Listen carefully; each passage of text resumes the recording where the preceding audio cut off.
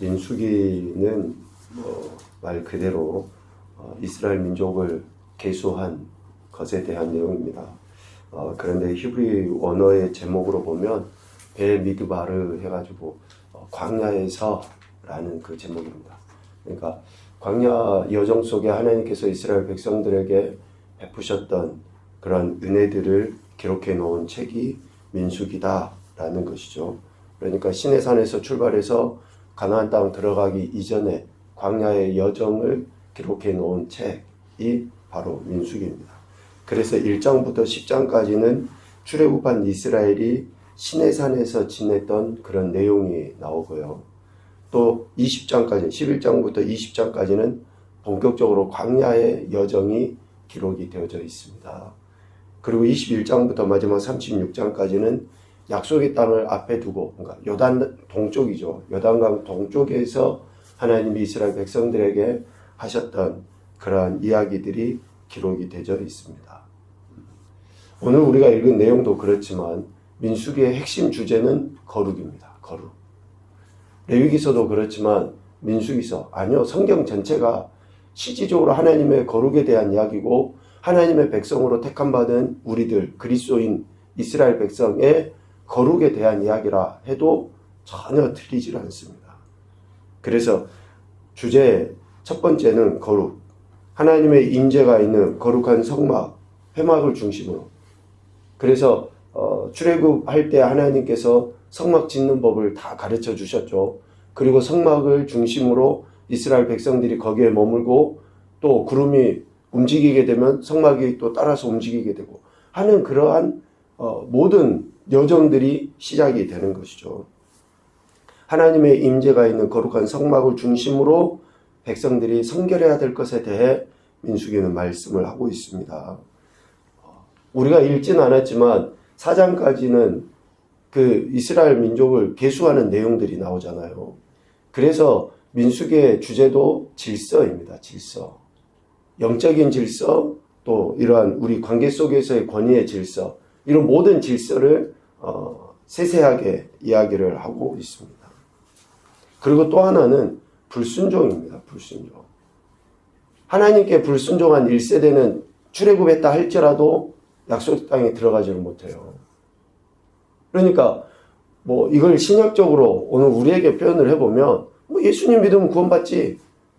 그렇죠. 예수님 믿으면 구원받는다라고 이야기가 되어 있어요. 그런데 예수님 믿으면 구원받지 할 때 그 믿으면이 어떤 믿으면이냐? 어제 우리 베드로 장로의 이야기를 들었고 사도 바울의 이야기를 했잖아요. 그러니까 관점의 이야기예요. 베드로 장로는 거듭난다, 구원받는다, 의롭다, 인정함을 받는다를 뭐에 두었습니까? 말씀에 대한 순종에 두었어요. 그래서 너희가 거듭난 것이 썩어질 씨로 된 것이 아니라 썩지 아니고 영원한 하나님의 씨, 말씀으로 됐다라고 이야기를 했잖아요. 그러니까 말씀에 대한 순종, 이것이죠. 그리고 그 말씀에 대한 순종을 동일하게 본 것은 사도 바울은 믿음이라고 이야기했잖아요. 그러니까 지금 이스라엘 백성들이 출애굽했어요. 애굽에서 나왔습니다. 그런데 하나님 말씀에 불순종하니까 광야에서 몰살당하고 약속하신 땅에 들어가지 못한 거예요. 이것을 신약적으로 보면 우리가 믿는다라고 하는 그 믿음은 말씀에 대한 순종의 믿음인 것이죠. 그래서 민수기에서는 불순종한 세대에 대해 그들이 약속의 땅에 들어가지 못한 것에 대해 주제를 가지고 기록을 하고 있죠. 기록의 궁극적인 목적은 그겁니다. 이스라엘 백성들이 왜 하나님께서 허락하신 약속의 땅에 들어가지 못하고 오랫동안 광야에서 이렇게 방황을 했을까? 이것이 오늘 우리에게 주는 교훈이기도 하고, 민수기서를 기록을 하면서 당대에 살았던 이스라엘 백성들을 깨우치려고 했던 그러한 말씀이다라고도 할 수 있죠. 오랜 세월 동안 광야에서 방황하는 그러한 모습을 보여주는 거죠. 우리 인생도 마찬가지입니다. 그래요. 출애굽했어요. 세상에서 건짐을 받았고 예수님 믿는다고 합니다. 그런데 신앙생활을 하면서 여전히 하나님 나라의 은혜를 누리지 못하고 방황하며 살아가는 거. 그러니까 사람들이 표현을 그렇게 해요. 예수님 믿고 천국 가기 전까지 우리의 인생의 여정이 광야의 여정이다. 그리고 그렇게 보면 맞아요. 광야의 여정. 광야의 여정인데 하나님께서 우리를 구원해 주신 것은 광야의 여정을 살라라고 구원해 주신 게 아니에요. 하나님 나라의 은혜를 누리며 살라라고 우리를 구원해 주신 거거든요. 그러니까 이러한 것을 반면교사를 삼아야죠. 아, 우리가 지금 광야의 여정이야. 이스라엘 백성도 그랬어. 그것으로 우리를 위안 삼아라고 하는 것이 아니라 우리의 지금의 삶의 모습은 하나님 나라의 삶의 모습이 돼야 되거든요. 뭐 눈물, 슬픔, 근심, 걱정이 없는 그 하나님 나라가 아니라 의와 평화가 희락이 있는 그런 하나님 나라의 은혜를 우리 보고 지금 누리며 살라라고 이야기를 하는 것입니다. 그래서 4장까지는 이스라엘 12지파의 중요한 인물들이라든지 또 지파별로 인구를 조사하는 그런 내용들이 기록이 되어 있습니다. 오늘 민수기 5장 1절부터 10절까지 내용은 이스라엘 백성들 안에 있는, 그러니까 하나님께서 함께 하시는 이스라엘 백성들이 거룩이 주제라고 했죠. 하나님의 백성다움의 그 모습을 갖고 있지 못하는 죄를 제거할 것에 대해서 명령하십니다. 특별히 나병 환자에 대한 이야기를 하죠. 2절에 나병 환자와 유출증이 있는 자. 나병은 하나님의 저주의 병이라고 할 정도로 죄의 가장 죄를 지은 자에게 주신 최고의 질병으로 이야기할 수 있습니다. 그래서 죄의 결과물이에요. 나병은. 뭐 오늘날이라고 할 수는 없지만 하여튼 당시에는 그랬어요. 네. 당시에 나병에 대한 인식이 그랬습니다. 그리고 유출증 있는 환자, 그리고 죽음으로 부정하게 된 자를 진영 밖으로 내보내라 라고 2절에 이야기합니다. 그러니까 진영을 더럽히지 않도록 거룩하게 하기 위해서 나병 환자나 유출증 있는 자나 죽음을 만진 자를 진영 밖으로 내보내라 라고 이야기한 거죠. 그러니까 거룩을 방해하는 요소를 제거함으로 거룩하신 하나님의 백성인 이스라엘 공동체가 거룩하도록 하셨다라는 것이죠. 그리고 공동체가 거룩하도록 하기 위해 7절, 8절 말씀에 보면 7절, 8절 말씀인 거에서 거룩한 공동체를 지키고 유지하기 위해 남에게 손해를 끼친 자는 자복하고 그에게 합당한 것으로 갚으라 라고 이야기해요. 죄를 자복하고 그 죄값을 온전히 갚되 하면서 이제 갚을 양에 대해서 이야기를 하죠. 남에게 손해를 끼친 것은 공동체를 파괴하는 거예요. 그러니까 재산상이든지 심적이든지 육적이든지 모든 그런 죄를 이렇게 해를 끼치는 것에 대해서 그것을 분명하게 갚고 매듭을 지어라는 겁니다. 그래야지만이 뭐 개인도 그렇지만 공동체가 거룩해지기 때문에 그렇다라는 것이죠. 그리고 오늘 우리가 읽은 11절 이하의 본문도 공동체의 거룩을 이야기하는데요. 특별히 공동체의 가장 핵심이 뭡니까? 가정이에요, 가정. 가정의 거룩을 해야 하는 요소를 제거할 것에 대해서 이야기합니다. 가정의 거룩. 그래서 가정의 거룩을 위해서 의심이 생기면 그 의심을 해결하도록 하는데요. 의심은 두 가지의 모습이에요. 오늘 29절, 30절에도 그렇고 또 12, 13절, 14절 이런 말씀을 통해서도 볼 수 있는데 첫 번째는 아내가 진짜 탈선을 했어요. 그래서 남편에게 신뢰를 저버린 그런 여인. 그랬을 때 남편이 조금 실질적으로 아내의 탈선으로 인해서 의심이 생길 수 있잖아요. 그런 모습이고 또 두 번째는 아내는 이런 탈선을 하지 않았는데 남편이 좀 의심의 마음이 생겨요. 그런 의심을 이야기를 합니다. 직접 탈선을 했거나 또 탈선하지 않았는데 의심이 들었거나 할 때에 의심의 소재를 하나님 앞에 드려라. 그래서 가정을 거룩하게 하라 라고 이야기하는데 여기에서 의심이라는 단어를 직역을 하면 질투의 영입니다. 질투의 영. 르아우 키느아라는 단어를 쓴다고 그래요. 르아우는 우리가 알잖아요. 영. 키느아가 그 의심인데요. 그러니까 질투의 영이 그의 안에 들어온 거예요. 그러니까 사탄의 영역이죠. 사탄의 영역. 우리가 하나님은 질투의 하나님이시다라고 할 때 그 질투와는 전혀 다릅니다. 하나님은 사랑에 근거하셔서 우리를 구원하시고 온전케 하시기 위한 그러한 죄를 미워하시는 것이지만 우리 인생이 질투하게 되는 것은 사탄의 영향력 아래에 있는 상태예요. 그래서 모든 것을 파멸에 빠뜨려 버리는 매우 강력한 힘을 가지고 있습니다. 그래서 우리가 사람 관계 안에서 질투가 시작이 되잖아요. 그러면 진짜 그 관계는 깨지게 되지 뭐 이렇게 다시 회복이 되지 못합니다. 뭐 아내에 대한 이야기가 있으니까 의처증 또 의부증 이런 이야기 하죠.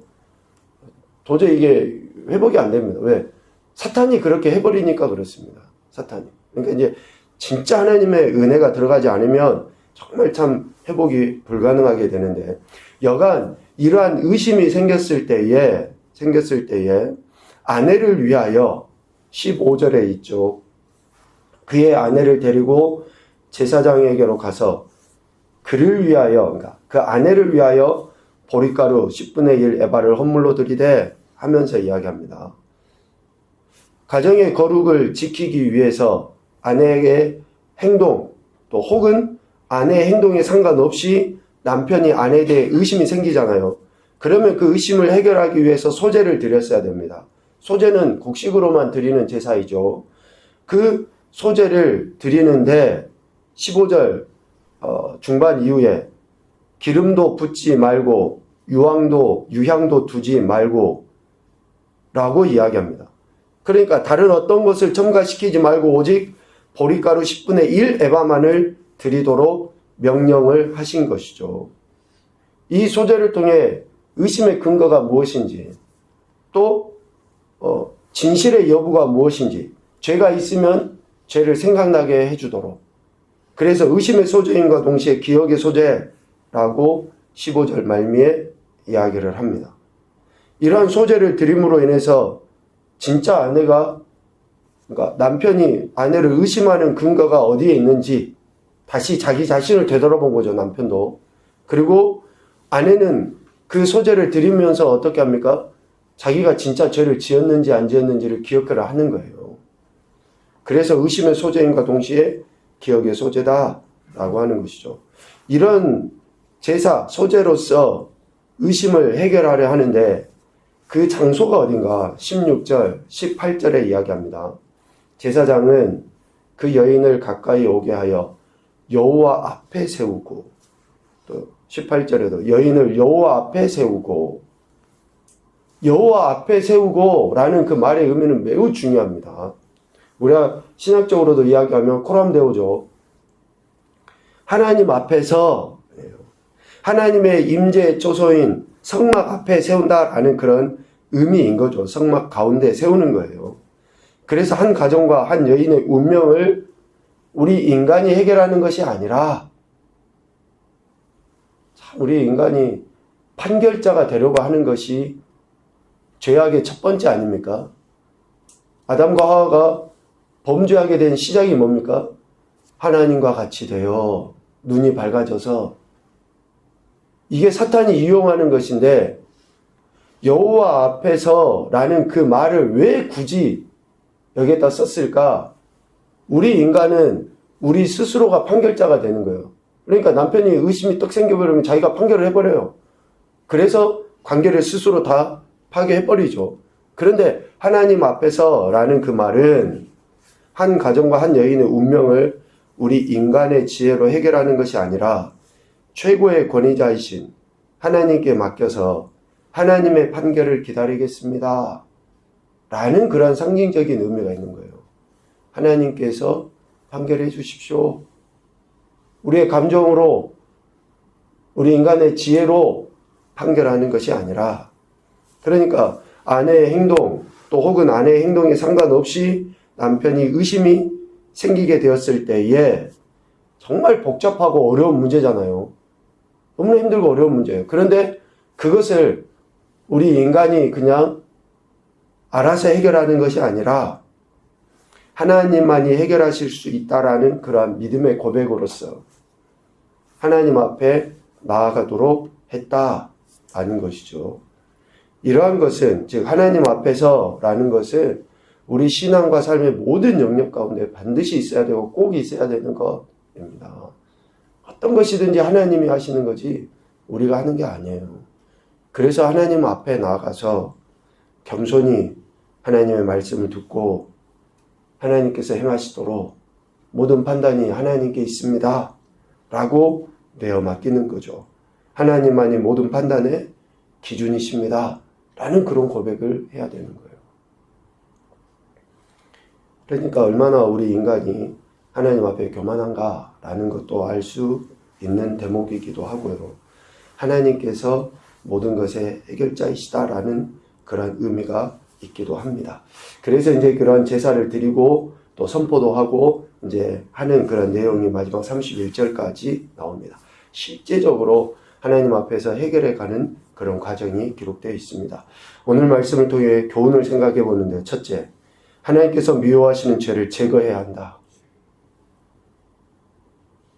하나님이 우리에게 주신 선물이 뭡니까? 회개예요, 회개. 죄 안 짓고 사는 사람이 어디 있습니까? 그래서 매 순간순간 우리가 하나님 앞에 회개하며 나가는 거죠. 특별히 구원받은 자는, 예수님의 피값으로 구원받았다고 하는 자는 더더욱더 회개해야 될 것이 더 많습니다. 왜? 알기 때문에. 죄를 제거해야 한다. 두 번째, 가정의 거룩을 위해 남편, 아내, 자녀가 성결해야 한다. 각자의 자리에서, 각자의 위치, 직분에서 남편도 아내도 자녀도 영적, 육적 성결을 지켜가야 됩니다. 특별히 육적으로 정결치 못하게 하는 것들을 우리가 과감하게 거부하는 그런 태도가 반드시 있어야 됩니다. 육신은 영의 그릇입니다. 육체가 정결하지 못하면 영은 반드시 무너지게 되어 있습니다. 그래서 육체를 정결하기 위해서 우리가 하나님의 은혜를 겸손하게 구해야 되고 회개해야 되는 것이고요. 세 번째, 하나님만이 모든 판단의 기준이 되신다. 하나님만이 모든 판단의 기준이 되신다. 그래서 우리가 하나님의 은혜를 구하는 거예요. 그래서 하나님 앞에 지금 이 자리에 나와 있는 거 아닙니까? 이렇게 하나님의 은혜를 구하며 나갈 때에 영혼육을 정결케 해주실 줄로 믿습니다. 오늘도 저와 여러분의 주인이시고 주권자이신 하나님을 경외하며 하나님 말씀에 근거하여 영혼육이 새로워지는 귀한 한 날 되시기를 주님의 이름으로 축복합니다. 아멘.